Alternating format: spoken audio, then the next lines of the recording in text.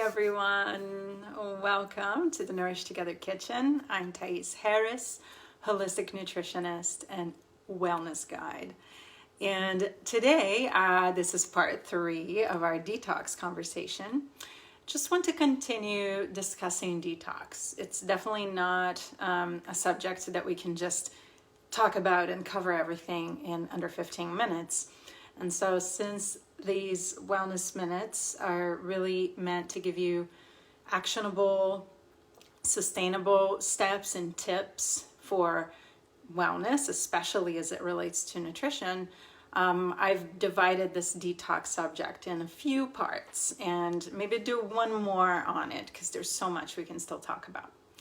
And very briefly, if you didn't catch the previous two, I want to encourage you to go and check them out. They're here on Facebook. They're on my YouTube channel, Nourish Together, and you can catch up. And there's also a handout that goes with it. So if you look on the description of this live, you can find the handout there. And then I'll be posting actually some more both on the YouTube channel, on my website, nourishtogether.com. so that you can have not only the 10 ways to safely detox, but I also have a really nifty handout on gluten and gluten-free, and when does it make sense to go gluten-free, and what some of the issues are with some gluten-free foods. So paying attention to those is important, and so it's good to have a little guide. And then I will also be posting one on how to have enough protein at breakfast, because protein is such an important piece of having balanced nutrition, of having balanced mood, having balanced blood sugar. And so as I now review very briefly parts 1 and 2 of the detox, you see that protein comes up. Because so when we look at detoxifying, the first thing we need to do is look at what we need to add to the diet. So part 1 was all about that, and it's really about adding more plants. Plants are our friends, especially as it relates to detoxification, but really for everything, for immune support, right? For their anti-aging properties, we need a lot of plant-based foods. And so for detox specifically, it's great to have a lot of bitter greens, the allium family, so garlic, onions, leeks, and then also artichokes are really amazing. They have a lot of those compounds that will help our liver do its job. And the cruciferous family, like broccoli, they have sulforaphane, which is another compound that's really helpful for the body. So lots of plants. Then we can also add some booster foods. These are herbs, spices, things like seaweed, nutritional yeast. They're things that may not compose a meal on their own, but they can be always sprinkled on food and added to food to really bump up the nutritional quality of your meal. And then we need to fuel the liver with the proper amino acids. And so amino acids come from protein, and you can get those both from animal sources, but also from vegetarian sources of protein. When we are vegetarian or vegan, we just want to make sure that we're combining certain vegetarian proteins to make sure we're getting the full array of amino acids that we need, called essential amino acids. So there are many ways to do that. And then we also need a lot of high quality fats. Those fats, and especially fats like vitamin E, which is a vitamin that's in a lot of fatty foods and many nuts and seeds, for example, will also have a very positive effect to help us detoxify. And last but not least, in this little list, which is a shortened list, is to really love yourself and find something about yourself that you love every day. So that might just mean taking a moment as you're getting ready to brush your teeth and, add that habit to something you already do every day, because then it will be so much more easy to get it done, so much easier to do it on a daily basis. So you could even tell yourself, as I sit in bed before I lie down, I'm going to maybe take a deep breath and send gratitude to my body for this, and this. Or maybe you just figure out what that is each night. Or as you get ready to brush your teeth in the morning, maybe that's when you will say an affirmation to yourself that's going to help you really stay connected to that love feeling for yourself, because we don't take care of things we don't like, right? It's like that little chair that's beat up, we might leave outside, and if it rains, it's fine, right? But if we just got a new piece of furniture that is fantastic, that we really love, that's super comfortable, that's expensive, we're not going to leave it out in the rain. That's a very simplified comparison, but it's true. If we stop looking at ourselves with love and really feeling connected to ourselves, it's easier to kind of let things go. But when we are connected to that love, it's much more likely that we will make better choices.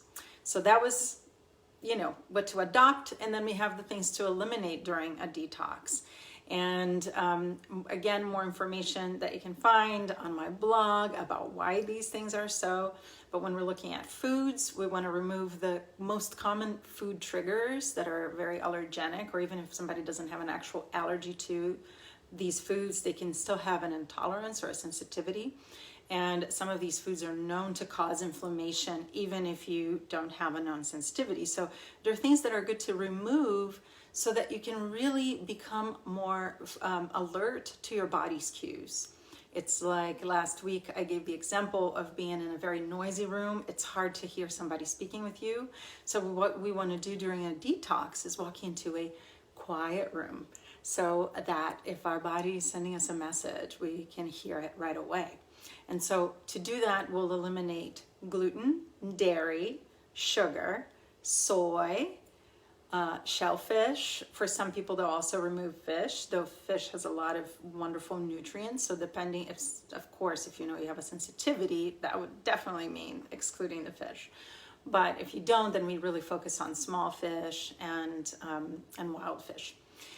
And then corn also, and for some people eggs, and for some people even nightshades. So there's 8 in there, but 6 of those being the main ones. And then I actually, in my detox, we eliminate eggs for a full week at least.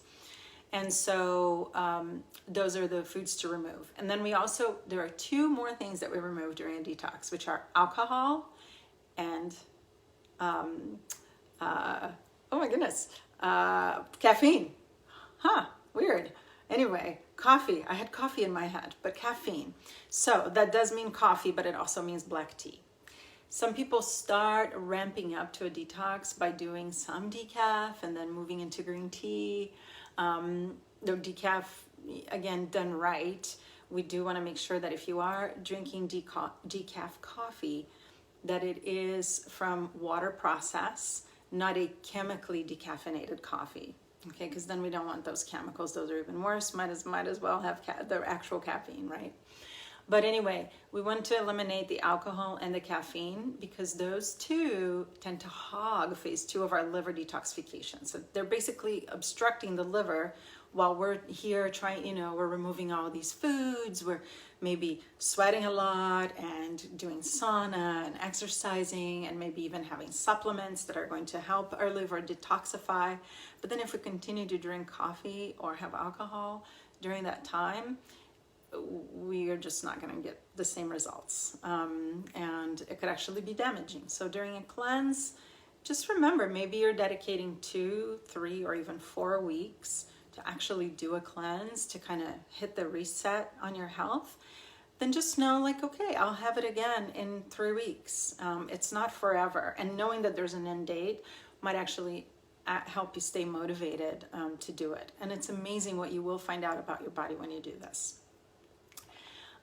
So that's the way that we want to be able to listen to the cues, because then what I really want to focus on today is how do we reintroduce foods at the end of a cleanse. So say you're at the end of your 3 or 4 weeks, or maybe even started with a 2-week period. That's okay too. When you start reintroducing foods, you really want to do that gently and slowly. And in order for you to be able to hear those messages from your body, we really have to do it one thing at a time so that we get really clear messages. So what do I mean about that? Well, if, say, we eliminated, gluten, dairy, sugar, soy, shellfish, corn, egg, when your first day off the cleanse, you're not really going to have pizza, ideally, because that might be gluten and dairy. And like if you were somebody who maybe eliminated nightshades too, which are tomatoes, potatoes, eggplants, peppers, goji berries, you don't want to put all of those foods in one thing, because say you eat that pizza and then you feel yucky afterwards and you feel constipated the next day and your skin breaks out. You're not going to know if it was the dairy, if it was the gluten, maybe it was the combination of the three. But ideally, you really want to introduce one thing at a time so that when you do get a reaction from something, you can know right away. So you're going to pick the thing that you've been missing the most. For some people, it's coffee. For some people, it's, just make sure it's not coffee and milk. Again, pick your battles. And so for some people, it's cheese. And then they'll reintroduce cheese. And then just stick with the cheese for 2 to 3 days. So up to 72 hours. Just so you can really see, how is this affecting me? Because some foods, we won't feel the effects right away. It may be 3 hours later, maybe the next day when we feel constipated, that we'll know, oh, that's what changed. Okay, so you basically continue with the diet as you had it during the detox, which is actually full of amazing foods. There's so much you can have. So when you're doing my group detox, for example, you see right away the list of the yes foods, and there's so much you can have. It's really not about deprivation. And then with my recipes, there's so many really delicious things to eat that you really start not missing out at all. You don't miss the dairy and the gluten and so on. But okay, so then you want to test out. So you do dairy once for 3 days. Then you see how you feel. And then you introduce gluten on that 4th day, and maybe even not add some dairy that day, but just do gluten for 3 days, along with whatever diet you are having during the detox. You're just adding the gluten. Eat some bread, maybe pasta is what you really love, I don't know, but test it out, see how you feel. Then day 7, you would be able to then add maybe something with soy, like if you really love, tofu or tempeh or some sort of soy-based product, just please make sure it's organic. And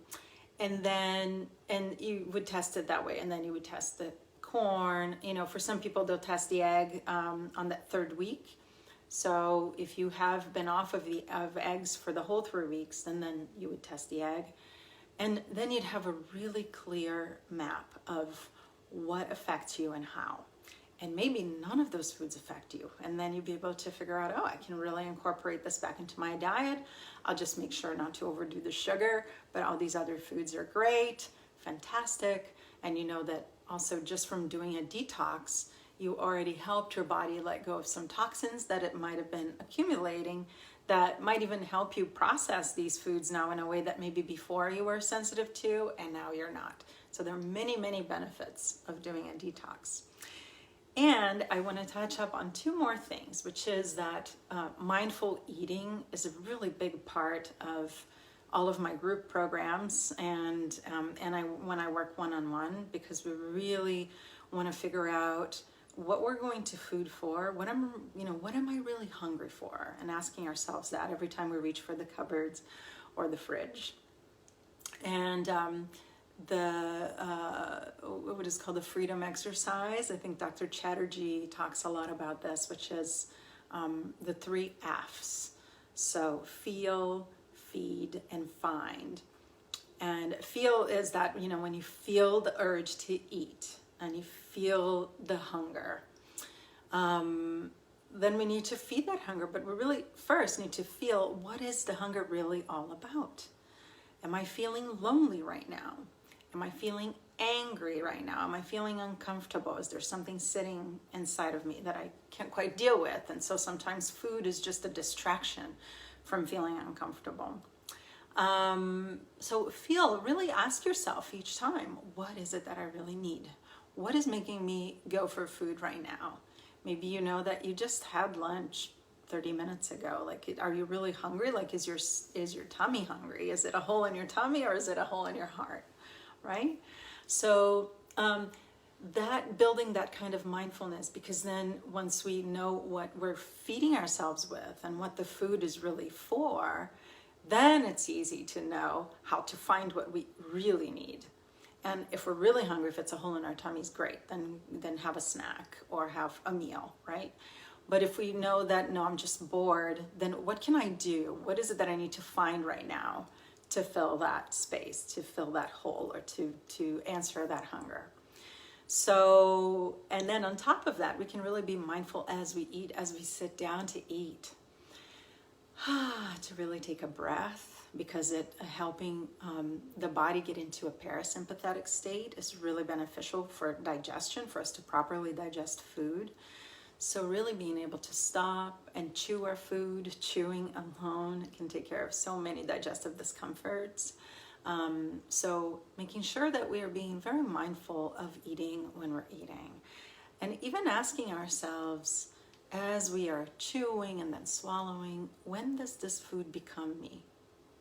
Because the awareness that everything we put in our bodies becomes us can really help us make better choices. And it's not just what we put in our bodies through our mouth, right, through chewing. It's also what we put on our skin, what we put in our environment, the cleaning products that we use at home. All of those will either be adding to our health or detracting from it. So when we do a detox, we look at all of those areas, and even clutter sometimes, that we need to address, so that our cleansing within can also be reflected on our environment, right, and what's around us. So mindful eating, a lot of attention of what kind of cosmetics we're putting on. There was a study done in Britain that showed that most women had 500 chemicals on their bodies before they left for work in the morning. And so that's adding up all the ingredients in shampoos, conditioners, toothpaste, deodorant, makeup, lotion. So it's really something to be aware of. And it's really easy during a detox. It might be great that you just maybe use coconut oil on your skin, just like minimize that exposure to all of those different chemicals. And there's a really great app from the Environmental Working Group called the EWG.